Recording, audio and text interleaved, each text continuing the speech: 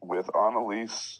Very happy to be speaking to her again. As you can hear, I have a little bit of a chest cold, but I'm going to fight through it. I wanted to talk to you, Anneliese, because I thought you would have a really good insight on this matter, and this is something I've been just dying to be able to talk to somebody about who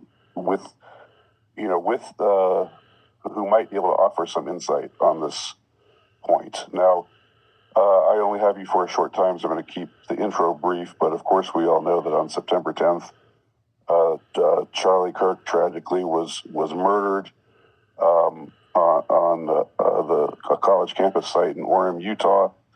And after his murder, a lot has unfolded. There's been a lot of chatter online, and because we've been lied to about so many things over the last 25 years, nobody believes the official story. I shouldn't say nobody, but there's a bunch of people who don't believe the official story, and I think that's fine. I think, look into, if you're going to look into it and ask questions, I'm all for that. But one thing that has really troubled me about this particular, how things have fallen out in this particular go round, this particular this latest story that's unsettled everybody and gotten everybody arguing. But what's really bothered me is the way that the widow of Charlie, that is Erika Kirk, has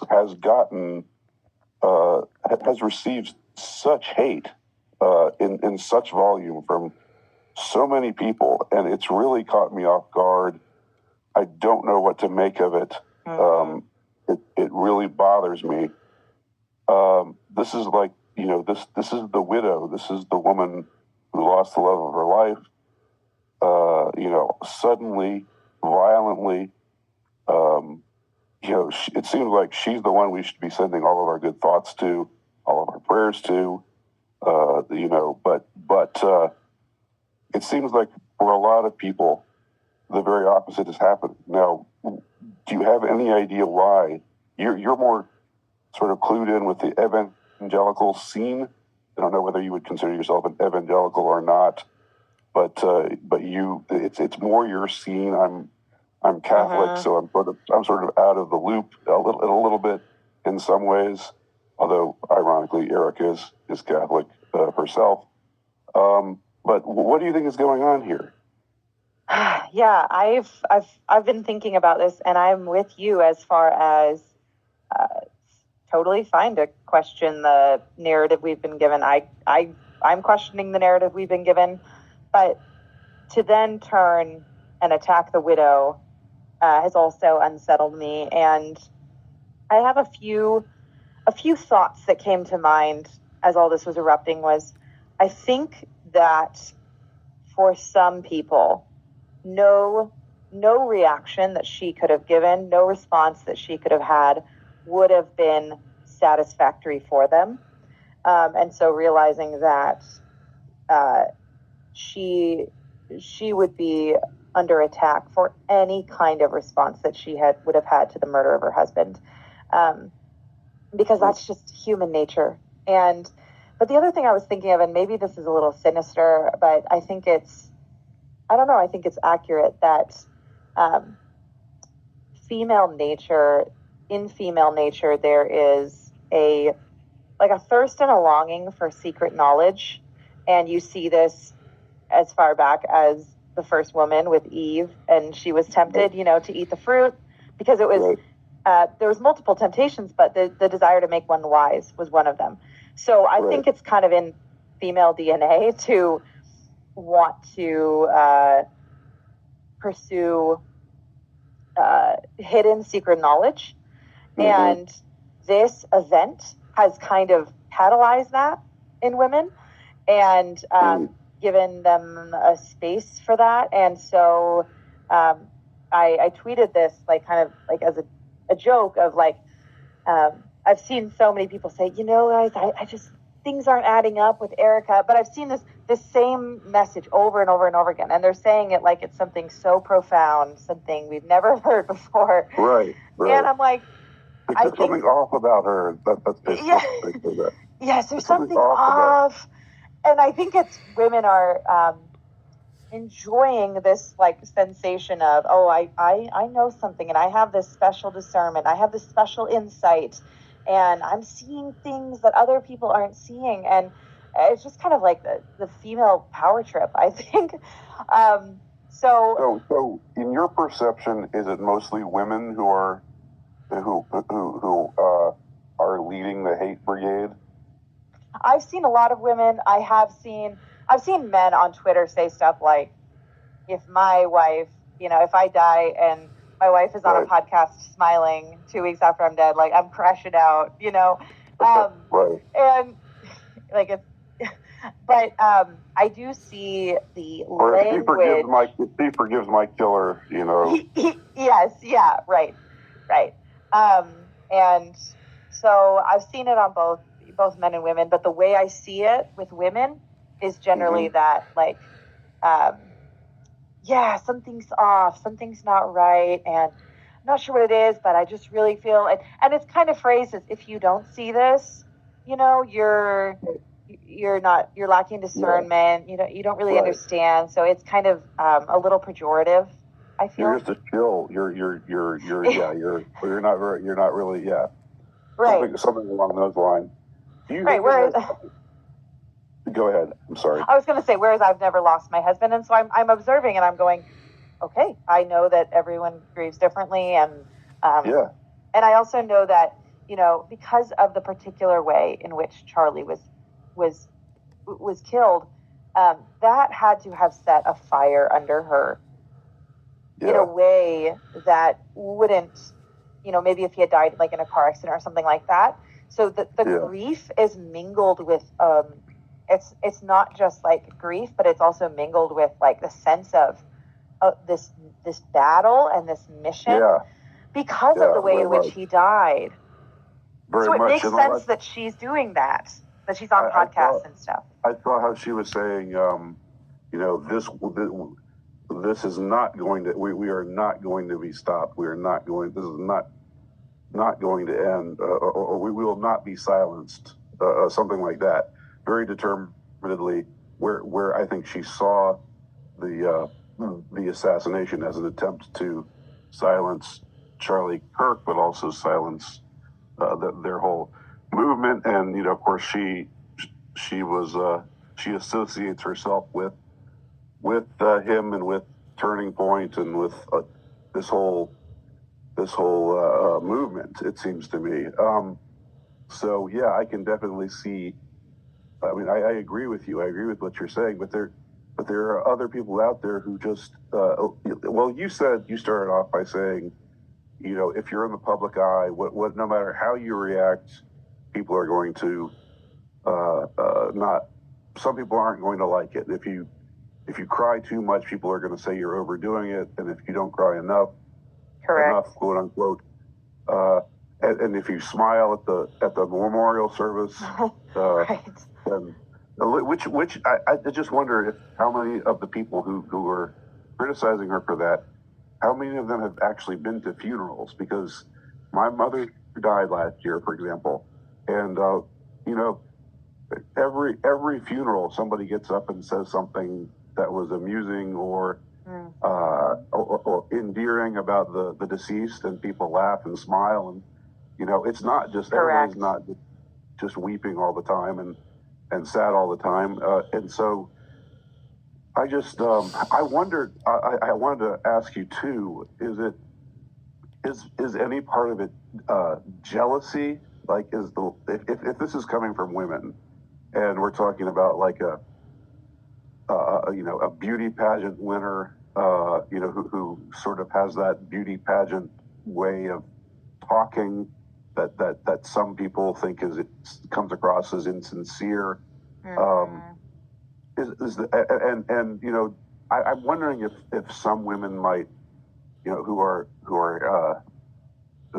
hating on Erika right now. I'm wondering if some of them are like looking at her and thinking, she reminds me of so and so from high school who, who was this mean popular girl who picked on me. Right. Is that possible? Right. Do you think that's that's an possibly interesting part of what's going on? That's an interesting thought.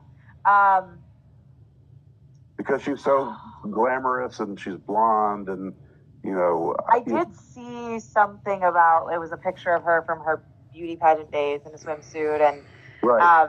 And it was like, someone commented and they were like, so, they said, oh no, Charlie Kirk had a hot wife. However, will he like live this? It was something, Right.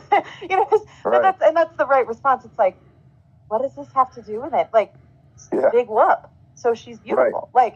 Like, so they right. They were a beautiful couple. Beautiful couple. So like, amazing.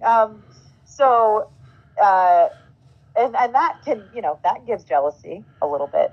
But that's an interesting theory. I hadn't thought about that, and I'd have to think about that more. Right. Yeah, she definitely is like,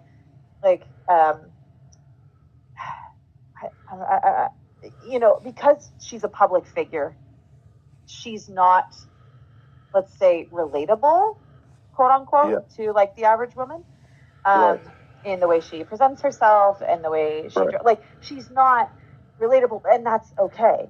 So I think that maybe people don't find that, well, if I lost my husband that way, I wouldn't be. It's like, well, like, it's a different world, and I can look at that and separate myself and be like, yeah, this is a different kind of world. I'm just not in it.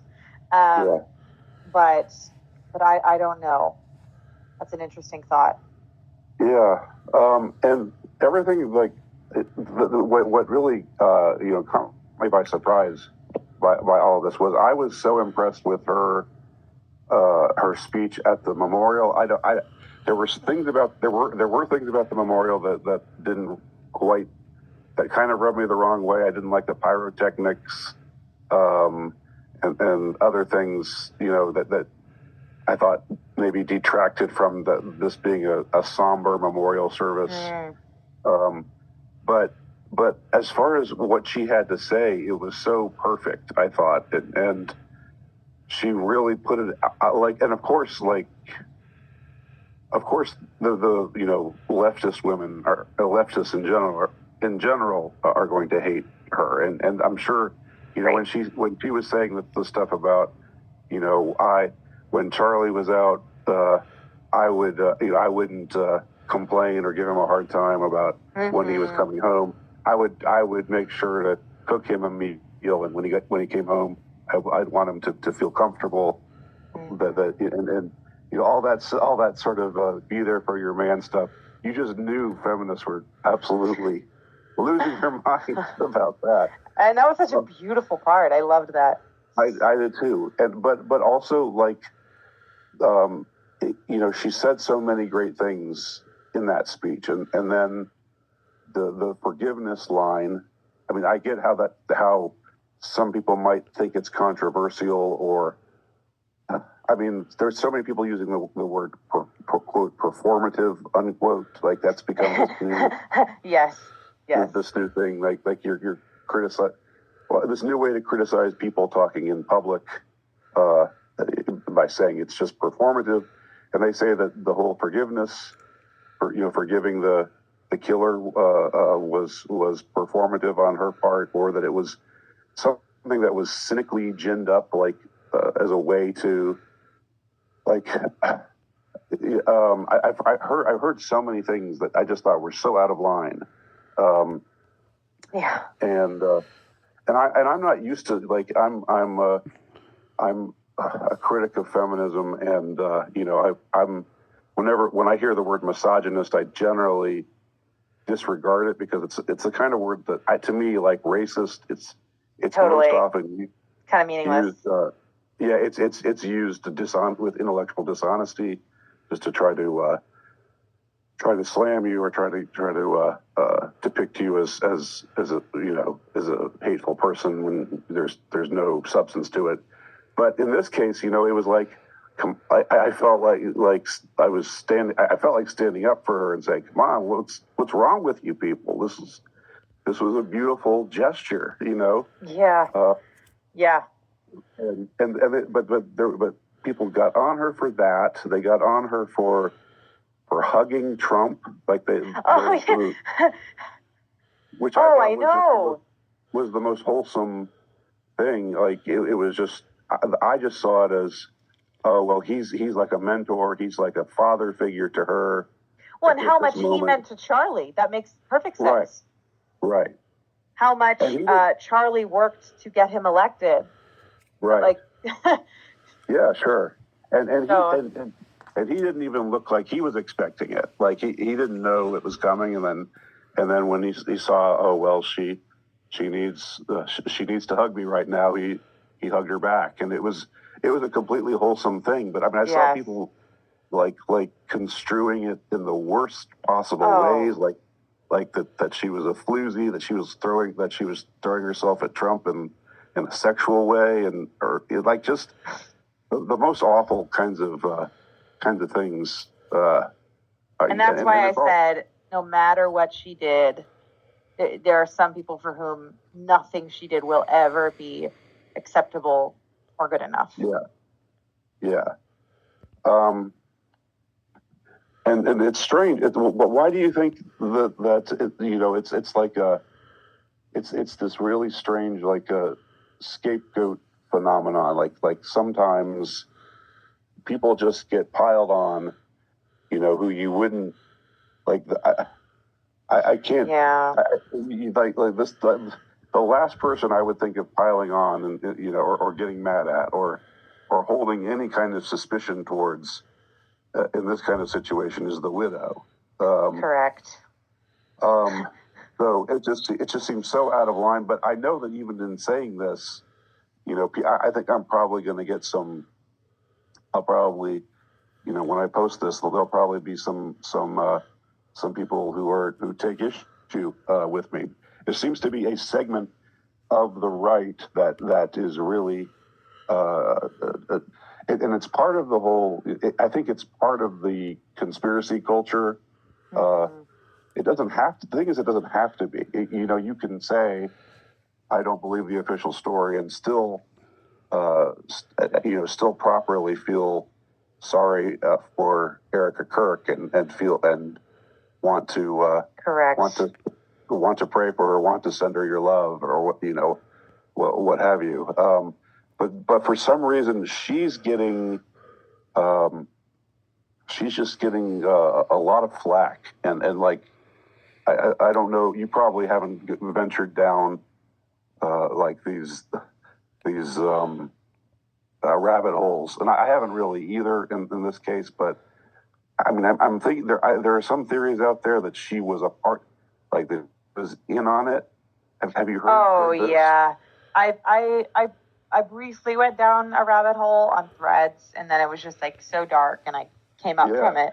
But it's like when something really terrible happens, the human tendency is like make sense of it. And it seems to be that we have, because this was something that affected millions, we have millions all at the same time trying to make sense of it and doing it in a way that they don't really care who they slander or accuse. Trying to get there, trying to get the answer. And Again, the only thing I can think of is how, her the whole glam factor with her, and like the fact that she was a pageant winner, and the fact that she's blonde, and that she dresses up, and she's not really what you would necessarily call a quote unquote down to earth kind or girl next door kind of figure. I think people see that and they maybe construe that in the worst possible ways. I mean, totally. I would have to say, I mean, I didn't know much of anything about Charlie Kirk before all of this, and since it happened, I went back and looked at. I've gone back and looked at a bunch of things, and one of the things that I've looked at are videos that they made together, that Erika and Charlie made together, and it looks like they're so in love. They're so they enjoy each other's company so much that they look like they're still in the honeymoon phase of their marriage. You know. Yes. Yeah. That was the impression I had. I didn't get the impression at all that that she was just pretending to like him, or that there was anything insincere or impure about their interactions on her part. But I guess but the thing is, people will just retort to that. They'll just say, well, she's just a good actor. She's just pulling the wool over your eyes. And I mean, and the thing about people who say things like that is there's no disproving it necessarily. You can't say right, exactly. Yeah. It just becomes no, she's not. Yes, she is. No, she's not. Yes, she is.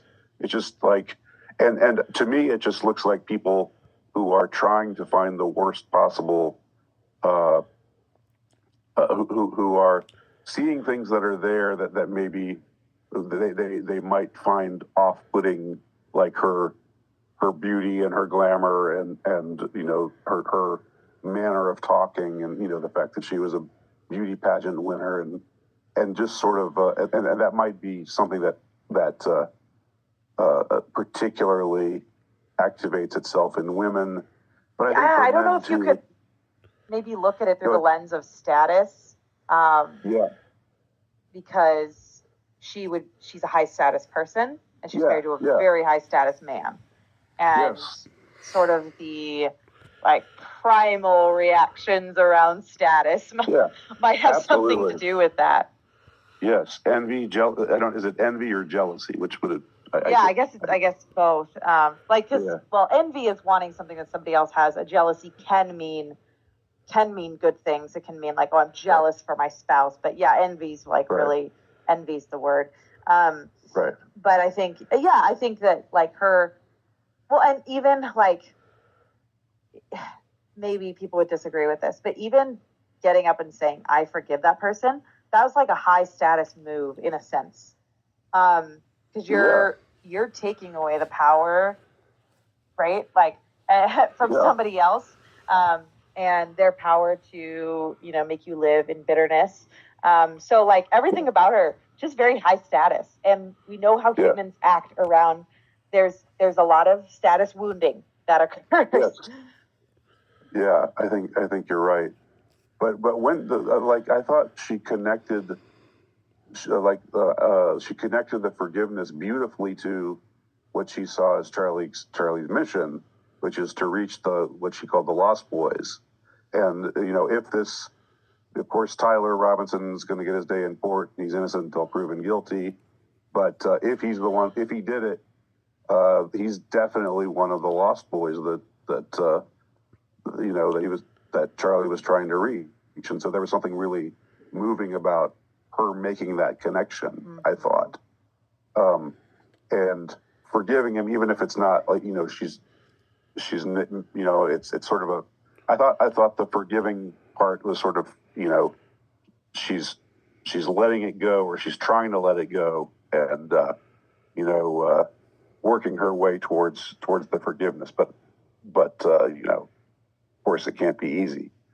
Right. And it's just like, that was one of the comments that people were making of like, they didn't like the forgiveness because they thought it assumed like less justice, but like, that's not what forgiveness is. That's just saying for my part, I'm not, gonna live in bitterness, but justice belongs to the state. Vengeance belongs to the Lord. Like the two aren't opposed to each other. And it's possible that if he did it and he saw that speech, maybe it moved his heart, or maybe it will at some point move his heart. Right. So I thought it was a beautiful. I just that again, that was part of what surprised me so much, or dismayed me so much about the turn things have taken over the last couple of weeks, because I was so really impressed by how she reacted to everything, and how poised she was, and in spite of what seemed very obviously, heartbreak, beyond imagining. So, well, thank you, Anneliese, for this little talk, and I knew you'd be able to maybe help me noodle this out, figure this out a little bit more. Yeah. Do you maybe we'll end on this note. Do you have, where do you think it'll go from here? Do you think that people will eventually just leave it alone, or is God forbid, is this going to like build and build and build? I mean, I think because of the nature of this is that there's gonna be a trial, right? There's gonna be the next set of information that pops up, and so every time something is unearthed, and so I think it's gonna be a long. I was thinking about this, like, often on social media, there'll be an event and we all talk about it and we chatter about it, and then it stops. But I just think Charlie Kirk's death was different, and I think it's something that is just going to be incorporated in. It's not like we're going to talk about it, and then stop. It's like it's going to become woven into the conversation. It's going to become woven in, especially because there's going to be trials, there's going to be new information, and yeah. It's just going to reverberate. It's been reverberating ever since it happened. It has been. Yeah. It's been an amazing thing to see people across the world, really react to this. People who didn't really know, like me, who I knew his name, I knew sort of who he was, but there was something about this event that really, like it really hit me hard. Yeah. And a lot of other people, again, people who I wouldn't have necessarily have expected, people who I thought would be, critical, who would just think of Charlie as like some shill for Israel or some, some people on the right, who are of that particular orientation. Right. Even they were like, oh my God, this is so awful. This is so awful. And, emotional reactions and crying. And so yeah, it's been pretty interesting. It has been. Yeah. And it's not going to stop anytime soon. Right. Yep. All right. Well, thanks again, Anneliese. And you can